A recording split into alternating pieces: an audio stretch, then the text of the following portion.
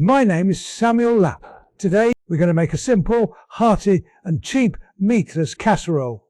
Using that leftover rice, some fresh tomatoes and leeks from the garden, and a few fresh eggs from our chickens.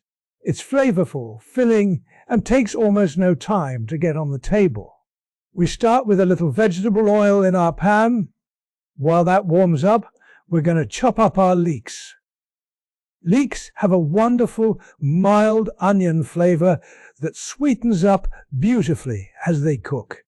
Now we're going to cook a fresh batch of rice. Leftover rice is actually better here because it holds its shape and won't get mushy. We stir in a bit of dried garlic, a pinch of salt, and some coarse black pepper.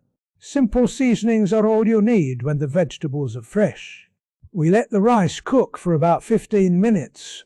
Next, we chop up the tomatoes. Their sweet acidity cuts through the richness. To bind this casserole together and make it rich, we're going to whisk up 4 fresh eggs. Then, we add a scoop of plain yogurt and a handful of shredded cheese.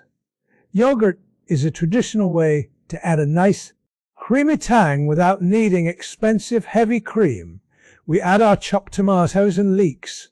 Pour this egg mixture right over the top of your cooked rice in your pan.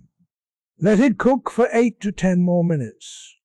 The eggs will puff up as it cooks, turning this into a light custard-like dish.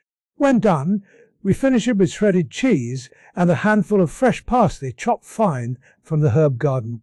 This casserole is warm, savory, and costs us practically nothing to put together. It's just simple, honest ingredients doing their job. Till next time, keep your kitchen warm, your draft moving, and remember, the people who built this country with their hands knew things we're only just starting to remember.